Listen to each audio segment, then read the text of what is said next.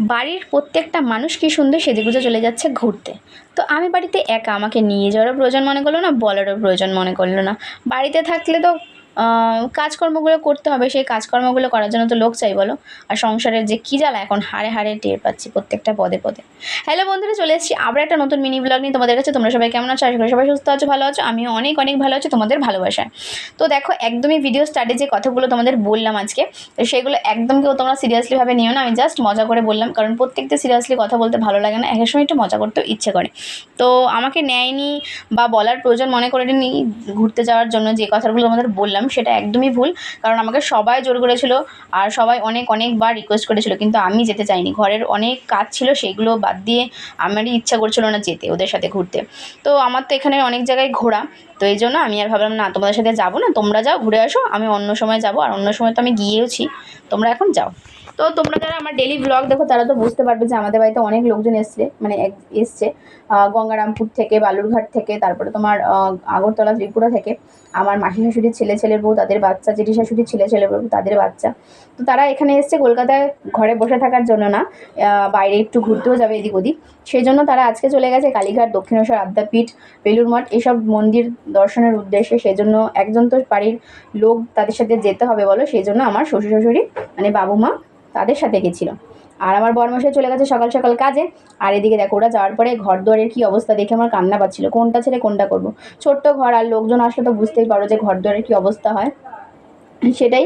আর এদিকে 2 গামলা জামা কাপড় ভেজানো ছিল আগের দিনের, বরমশাই কাজে গেছিলো, সেই জামা কাপড়গুলো ভিজিয়ে রেখেছিলাম। তো আজকে সকাল সকাল কাচা হয়নি। তো ভাবলাম কোনটা থেকে কোনটা করব, মানে বুঝতে পারছিলাম না, একদম দিশাহারা হয়ে গেছিলাম যে কী করব। সেই ভেবে আরও যাইনি, কেননা বাড়িতে অনেক কাজকর্ম দেখেছি, সেগুলো বাদ দিয়ে কী করে ঘুরতে চলে যাই বলো। তো যাই হোক, এবার চলে এসেছি রান্নাঘরে। ফার্স্ট ভাবলাম না, আগে রান্নাঘরটা ভালো করে পরিষ্কার করে নিই। ওরা সকালবেলায় খাওয়া দাওয়া করে গেছে, বেগুন ভাজা, ডাল সিদ্ধ, আলু সিদ্ধ করেছিলাম, ভাত করেছিলাম, সেগুলো সব বাসন ছিল, বাসনগুলো মেজে নিয়েছি।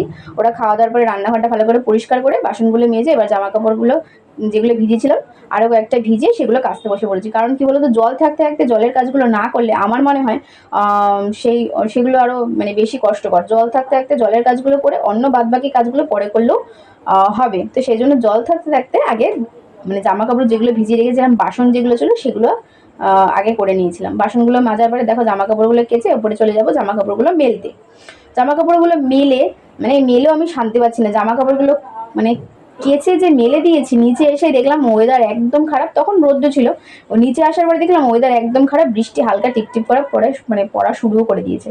তো ভাবলাম থাক, আবার জামা কাপড়গুলো তুলতে যাবো, এই সদ্য মেলে দিয়ে আসলাম, থাক পরে তুলবো যদি জোরে বৃষ্টি পড়ে। তো আবার তো হয় একটু পরে রোদ উঠতে পারে। তো সেই জন্য সেই কথা ভেবে আর তুলতে গেলাম না ওপরে, ওইভাবেই জামা কাপড়গুলো মেলা রয়েছে। এদিকে চলে এসেছি, ঘরের বাসনগুলো উগুর করবো, জায়গায় রাখবো। তো তোমাদের বললাম সব বাসনগুলো মেজেছিলাম, সেগুলো তোমার সাথে ভিডিওতে শেয়ার করতে পারিনি। মা রান্নাঘর থেকে বেরিয়ে এসে দেখি প্রচণ্ড পরিমাণে বৃষ্টি শুরু হয়ে গেছে, এতটাই জোরে বৃষ্টি হচ্ছে মানে কি বলার বাইরে। তো ভাবলাম জামা কাপড়গুলো তুলতে যাবো, অর্ধেক তুলতেই ভিজে যাবো, আর যাইনি এই ভেবে। তো চলে এসেছি এবার ঘরে। 3টে ঘরের অবস্থা একদমই খারাপ, তোমাদের দেখতেই পেয়েছো। এক এক করে 3টে ঘর পরিষ্কার করে নেবো, আর পরিষ্কার করতে করতে অনেকটা টাইম লেগে গেছিলো, সেই জন্য। আর ওদের জামা কাপড় ব্যাগপত্র যেগুলো ছিল সেগুলো সুন্দর করে আগে সাইড করে ভাঁজ করে আলাদা করে রেখে তারপরে ঘর দুয়ারটা পরিষ্কার করেছিলাম। যারা ঘুরতে এসেছিলো তাদের জামা কাপড়গুলো রয়েছে, আর তারা তো ঘুরতে চলে গেছে সকালবেলা খেয়ে দিয়ে তাড়াহুড়োর মতো, তার জন্য সেগুলো গুছাতে পারেনি, সেগুলো ওইভাবেই ছিল। আমি আবার সুন্দর করে গুছে দেখো জামা কাপড় যেগুলো বিছানায় ছিল সেগুলো গুছিয়ে একটা গামলার মধ্যে রেখে সাইড করে দিয়েছি। তারপরে চলে এসেছি আমার ঘরে। এই যে দেখো চাদর, 2-3টে চাদর, শাড়ি, সায়া, ব্লাউজ এগুলো ছিল, ওগুলো ভালো করে ভাঁজ করে জায়গায় রেখে তারপরে ঘরটা ভালো করে পরিষ্কার করে নেব। পরিষ্কার করার পরে কি বলতো, এবার চলে যাব ওই যে আরেকটা যে ঘর আছে ওই ঘরটা ভালো করে পরিষ্কার করে নেব, তারপরে চলে যাব ঘরটা ঝাঁট দিতে। ঘরটা ঝাঁট দিয়ে ঘরটা মুছবো। ঘর মোছার আগে একটু ঘরটা ঝাঁট দিয়ে নিই। সকালবেলা একবার ঝাঁট দিয়েছি বাসি ঘর, কিন্তু তারপরেও নোংরা হয়ে গেছিলো। তো ভাবলাম ঘরটা একবারে ঝাঁট দিয়ে তারপরে ঘরটা মুছি, তাহলে ঘরটা মুছতে সুবিধা হবে। মানে ঘরটা মোছার আগে আমি একটু ঘরটা ঝাঁট দিয়ে নিই। তাহলে কারা কারা এরকম করো আমাকে প্লিজ কমেন্ট করে জানিও। ঘর ঝাঁট মানে মোছার আগে ঘরটা ঝাঁট দিয়ে নাও। অনেকে আছে এমনি মুছতে শুরু করে দাও, আমার কি বলতো ঘরটা ঝাঁট দিলে মানে কি বেশি একটু পরিষ্কার হয়ে যায়, তারপরে মুছতে সুবিধা হয়। তো দেখো এবার ঘর মুছতে দেখলাম এক পেটি সদাই যেগুলো কালকে রাতে এনেছিল বরমশাই, সেগুলো তুলতে ভুলে গেছি। মানে একের পর এক কাজ বেরিয়ে যাচ্ছে, ওগুলো তুলতে আবার কতটা সময় লাগবে। তো সেইগুলো নিচে সমস্ত কাজ কমপ্লিট করে স্নান করে উপরে চলে এসেছি পুজো দেবো বলে। আর বাইরে দেখো প্রচন্ড রোদ, একটু আগে বৃষ্টি, এই রোদ আবার রোদ উঠেছে, আবার বৃষ্টি পড়ছিল, কি যে হচ্ছিল না, মাথা গরম হয়ে যাচ্ছিল। জামা কাপড় নিয়ে এত পাগলা হয়ে গেছি, এত জামা কাপড় মানে কেচেছি, সেগুলি না শুকালে যে কি যে অবস্থা। তারপরে নিচে মানে ওপরে গোপাল টোপাল দিয়ে চলে এসেছি নিচে রান্নাঘরে। রান্না করেছিলাম ডিমের মামলেট আর ডাল, এদিকে গরম গরম ভাত, আর হচ্ছে আগের দিনের মাংস ছিল, সেটা আমি খেয়ে নেবো, বড়মশাইকে দেবো না। তো বড়মশাই আর আমি বাড়িতে কেউ নেই, বড়মশাই কাছ থেকে চলে এসেছিল সকালবেলা, যে কাজে গেছিল, তো কাছ থেকে চলে এসেছিল। কাছ থেকে আসার পরে বড়মশাই স্নান করে চলে এসেছে, আর আমিও পুজো দিয়ে চলে এসেছি।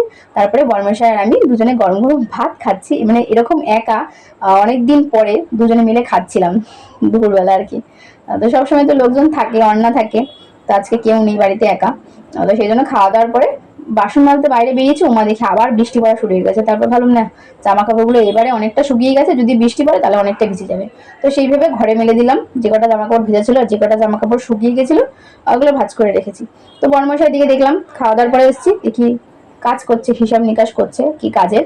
তো সেগুলো করার পরে কাজে চলেও গেছে, আমি এদিকে শুয়েছিলাম একটুখানি, জাস্ট চোখটা লেগেছিল। তারপর সন্ধ্যাবেলা ঘুম থেকে উঠলাম, উঠে কি করবো বুঝতে পারছিলাম না, মানে বুঝতে পারছিলাম না, ভাবলাম কোনটাকে করবো। তারপর বিছনাটা গুছিয়ে আগে সন্ধ্যাটা দিয়ে তারপরে ভাবলাম যে ওরা তো চলে আসবে, সেই সকালবেলা বেরিয়েছে, তো এর সাথে কিছু খাওয়া দাওয়া করবে, সেই জন্য কি করব, টিফিন যদি কিছু করে তাহলে কি টিফিন করবো। সেই জন্য ভাবলাম যে ঘরে তো 2 প্যাকেট চাউমিন আছে, তো একটু চাউমিন নিয়ে আসবো, আরেক প্যাকেট, তাহলে একটু সস বাদাম টাদাম নিয়ে আসবো, ওগুলো দিয়ে একটু ডিম দিয়ে চাউমিন করে নেবো, তাহলে ওরাও এসে খেতে পারবে। তো সেই জন্য দেখো যেটা ভাবলাম সেটাই করছি, ঘরটা সন্ধ্যা দিয়ে মানে ঘরটা ঝাড় দিয়ে আর সন্ধ্যা দিয়ে নিচ্ছি। সন্ধ্যা দেওয়ার পরে তারপর দোকানে চলে গেছিলাম, তো বললাম তোমাদের কিছু জিনিস আনতে হবে, তো সেইগুলো এনে চাউমিন করবো। তারপরে আর রাতের ভিডিও তোমাদের সাথে শেয়ার করিনি, রান্না বান্নার ভিডিও, তো চাউমিন করার ভিডিও তোমাদের সাথে শেয়ার করতে পারিনি, যেটুখানি পেরেছি সেটুখানি তোমাদের সাথে শেয়ার করার চেষ্টা করেছি। তো আমার ভিডিও তোমাদের কিরকম লাগছে, ভালো না খারাপ, প্লিজ আমাকে কমেন্ট করে জানিও। আজকের ভিডিওটা আর বেশি বড় করবো না, এখানেই শেষ করছি। তোমাদের জন্য নিয়ে আসবো একটা নতুন ভিডিও। তো ততক্ষণ আমার ভিডিওতে চোখ রাখো, ফলো করো, আমার লাইক এন্ড সাবস্ক্রাইব করো। ভালো বা খারাপ আমাকে প্লিজ কমেন্ট করে জানিও। আজকের মতন এখানেই টাটা, গুড বাই, সবাই ভালো থেকো, সুস্থ থেকো।